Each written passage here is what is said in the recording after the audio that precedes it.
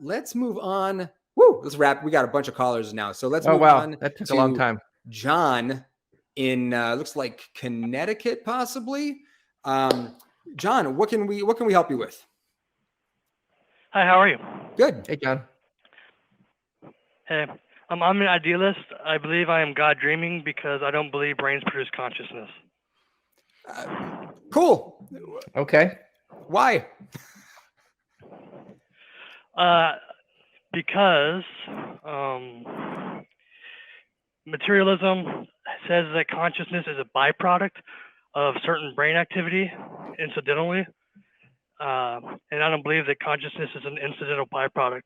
Actually, why would there be consciousness in materialism in the first place? So consciousness is often described as being this emergent property, right? That it's a thing that happens in the brain. We don't fully understand how exactly our brain produces consciousness. It's but we don't have reasons to believe that it comes from anywhere else. All the evidence seems to point to the brain. Do you have evidence that consciousness comes from somewhere else? I only have evidence, or I can only prove consciousness to myself. But if the materialism's claim is that consciousness is a byproduct of brain activity, that would need a physical explanation for it, which I have searched. I cannot find it. It's the natural thing to do if materialism is wrong. The idealism is the better philosophy because it actually accounts for consciousness as something fundamental. I mean, what's wrong with idealism? I can account for consciousness by saying that there's a giant invisible turtle that is telepathically communicating with all of us, and that's consciousness. I can pull some stuff out of my ass too, but the question is, what does the evidence point to? Well, where's the evidence for materialism? I can look and see. And the evidence. What is ideal? Define idealism. You keep using that term. What is that to you? Idealism says that the brains do not produce consciousness. That consciousness is a fundamental thing. Great. So what's the evidence for that? Yeah, prove that. So we got two models, right? Idealism and materialism. Okay. We could use a process of elimination to decide which is a better worldview. You can tear down materialism. People do this with evolution all the time. Christians will call and say, well, evolution's false, therefore God. But disproving evolution doesn't get you any closer to a God. You could say it's called the process of elimination. You could say that it's not, because how would you know that there aren't other explanations on the table that you aren't considering? You've reduced it to a dichotomy, and you're saying one of those things you don't buy, therefore your shit is true. That's not how logic works, man. Yes, it does. Actually, no, it isn't. No, it doesn't. You don't just pick two things out of nowhere and say one's not true and one is. So we have two options. There could be three, there could be four, there could be five, but there's only two known options. If we eliminate one, we can conclude the other. There's not only so I've got my phone right here. If I say this phone was either made by a guy named Steve or a guy named Ron, I don't believe that it was made by a guy named Steve. Therefore, a guy named Ron made my phone. Am I onto something? I'm not really impressed with your analogy. I don't give a shit if you're impressed with my analogy. I'm not very impressed with your argument. I am equally as impressed with yours because I'm doing the same thing. So if you're not impressed with mine, then look in the mirror. So if you flip a coin, right, it either lands on heads or tails. If somebody says it's not tails, is it okay to assume that it landed on heads? You haven't demonstrated that this is a coin situation. You haven't demonstrated that A and B are our only options. You're making a ton of assumptions. You've said you have not demonstrated anything. So what's the source of consciousness? Is consciousness its own source, or is the brain the source of consciousness? I already said that the scientific community does not have an answer to consciousness yet. We know that the brain does things that appear to give rise to what we describe as consciousness. We don't have examples. We don't have examples of consciousness that exists outside of brains. So all evidence. Well, we can only verify our own consciousness. How do you falsify idealism? I'm not the one making the claim. I don't need to falsify it. I don't need to falsify materialism. I can touch things. There's no consciousness in materialism.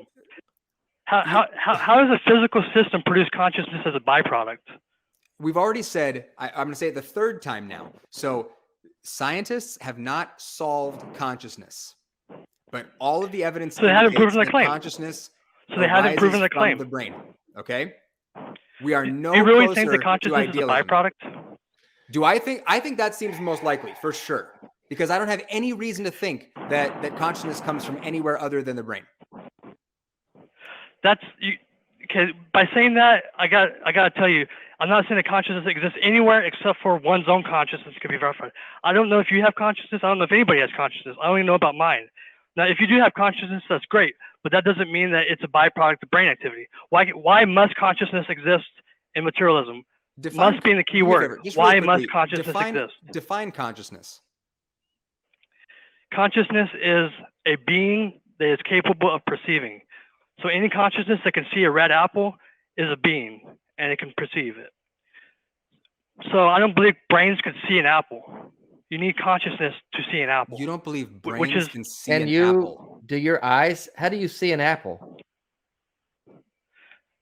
With consciousness. No. How do you see the apple? Through what portal? The light goes into the eyes and is interpreted by the brain.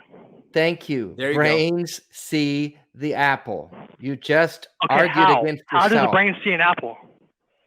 Through the eyes. I'm not a neurologist. I have no idea. Through the eyes. They don't know either. I'll give you a hint. They don't know either. So why are you still materialist, even though I've proven to you that there is no consciousness in materialism? You haven't proven anything. So I don't know about you, man. You can learn all about the evolution. You haven't proven of materialism. I'm going to mute you. You can learn all about the evolution of the eye. You can learn about the brain. You can look at how we can alter brain states. We can alter consciousness by doing stuff to the brain. So when we alter the physical systems, that experience of what it's like to be me or what it's like for you to be you changes. So how do you explain that on idealism? Hello? Yeah. Hi. Hi. So that's kind of an analogy for that. Is a car a person? I asked you a question. If a person is driving... I asked you a question. I'm answering it. Okay, go ahead and answer that question. Okay, you said, how does physically manipulating the brain affect consciousness? I say it doesn't affect consciousness. It affects the experience of consciousness. You were saying that if you break a vehicle that somebody is driving, it's going to affect the way they drive. What is the distinction? The driver is not the vehicle. What is the distinction the brain between is not consciousness and the experience of consciousness? What's the distinction between consciousness and the experience of consciousness? Consciousness is immutable. It is what it is. Consciousness is what consciousness does. It has different experiences, almost infinite experiences it can have. It could be sick, it could be happy, it could be sad. Consciousness is experiences, right? Consciousness is an experiencer. It's not experience is. Let me. So John? Could I ask maybe a stupid question? What's the point of this conversation? What does it matter? Why are you arguing so vociferously against materialism? What is it you're trying to gain here? What's the point of this conversation? I want to know if I am God dreaming. Well, okay. I guess you are. If you want to be God, be God. I don't know. I mean, like honestly, seriously, that's is your serious question? Are you a fucking troll? What the hell is that? I want to know if I'm God. What does that even mean? Okay. Why not? I'm done with this conversation. You guys can talk all you want. Have fun with that, John. All right. I'm not interested in conversations that go in circles that have no point in the rational world we live in. What the fuck are we doing? I'm sorry. I'm just I'm too old for this shit. Life's too short. Yeah, I mean, if we're going to have a conversation about something that really matters that could make a difference in the world we live in, I mean, the demon conversation is important because those are experiences, and we need to know how to interpret our experiences and interpret the world around us. But this consciousness, materialism, idealism, what this guy's, he's just spinning his head in circles, and I got no use for that. Sorry. Yeah, there's a type of like pseudo philosophy. I mean, I dealt with this in college, when you're dealing with somebody who's, just took a huge bong rip and they're like, what if we're all like, what if we're not really here, man? And it's like, all right, cool. Okay. Like, in the meantime, all of us in reality have shit to do. I mean, that's what he had when we said, what's the point of this? He wants to know if he's God. That's what he's here. That's the point of this conversation. Seriously.